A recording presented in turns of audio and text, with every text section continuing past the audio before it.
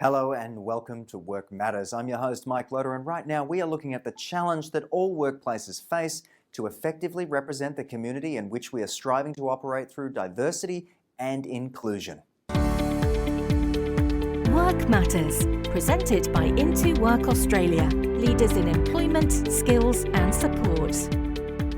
Joining me now is Poul, the Group CEO of IntoWork and also the President of the National Australian Apprenticeships Association. Paul, thank you so much for joining me on the program once more. Thank you, Mike. Great to be here. Now, diversity and inclusion was obviously a key topic at the Jobs and Skills Summit, which you attended over in Canberra. Take us through what you saw, if you could. Absolutely. So I think it was encouraging right from day one. The Prime Minister highlighted, and then right through the day and a half, the focus was around diversity and inclusion to ensure that we move away from what has become quite a segregated workforce participation across Australia over many, many years. And in fact, we rank very badly within the OECD, unfortunately, in that way. So it's great to see that being front and centre. We've been raising it obviously here, Mike, and a number of different places for quite a while, that our workforces do not represent the broader community in terms of people living with a disability, people from a cold background, Indigenous people, even the gender disparity is very, very significant as well. So great to see it becoming more front and centre now. Absolutely. Well, let's touch on the gender segregation specifically. Tell us your understanding of why that's an issue based on what you sort of saw. Oh, look, I guess two of the main things that were raised. One was about the pay disparity that occurs. So at the moment, according to the latest WGEA report, it came through as there's 14.1% pay disparity on average between women and men right across the country. That's completely unacceptable, clearly.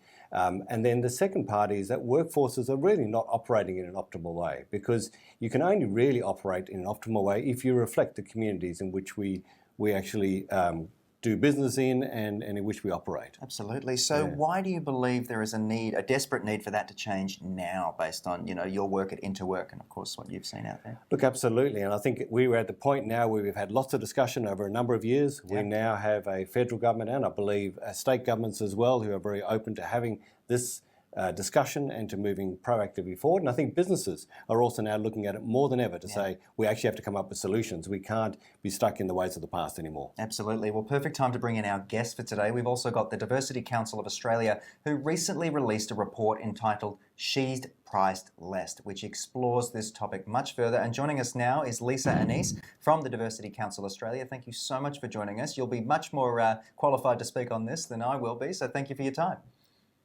Pleasure. So let's jump right in. And gender segregation is one of the main contributors to this gender pay gap we're seeing. What are the other ones?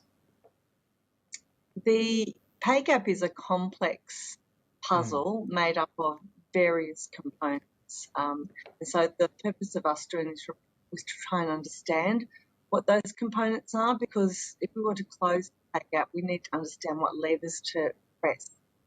It's the fourth time we've done this report, and it's painting a similar picture every time, although the percentages change slightly. Okay. So while gender segregation of the type of work women do in the economy is one of the reasons for the pay gap, a significant one, other significant reasons are gender discrimination. That actually was the single largest component of the pay gap, but also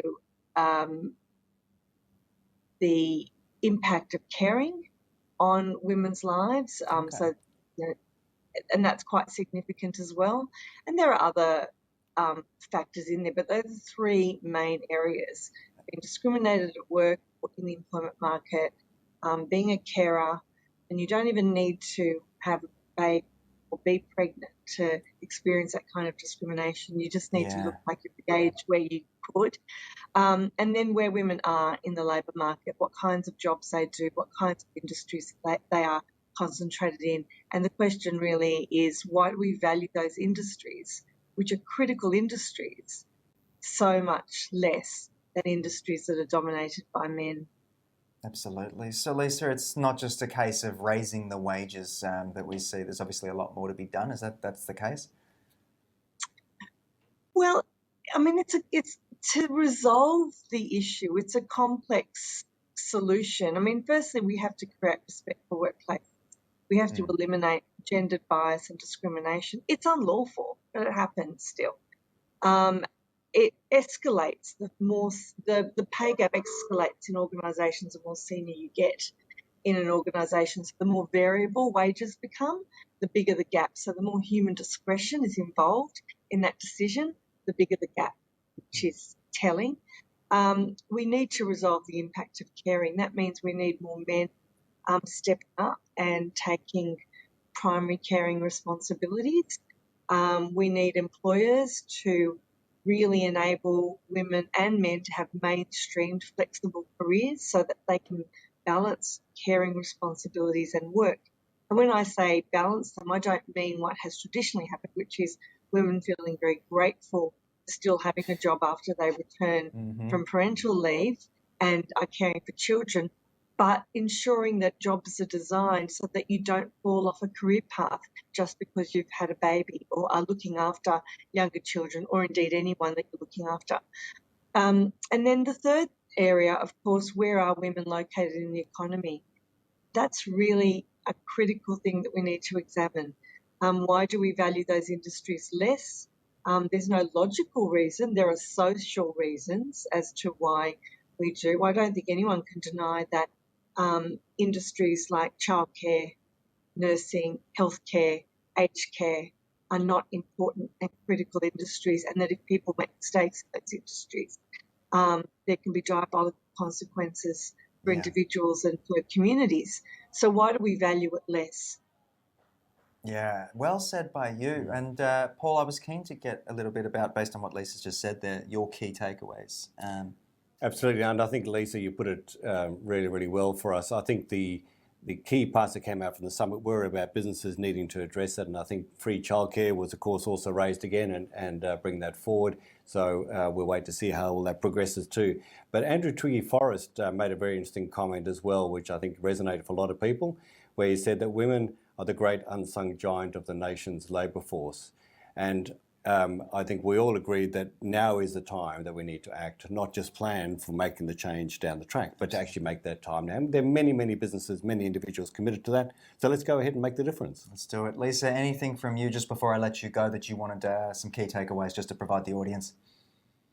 Just that this takes a whole of economy approach to resolving the pay gap, and it requires effort from policymakers, from industry and from individual businesses, but it also requires a shift in the way we understand work to be shared within families as well. And actually there are lots and lots of benefits for men to engage more actively in their caring responsibilities, and we know generationally this is something that younger men are expecting and hoping for in their careers. So really, this should be a win-win solution and not a zero-sum game. Absolutely. Lisa, thank you again for joining us on the program. And of course, Paul, thanks to you as well for highlighting the importance of this discussion. So I appreciate both of your time.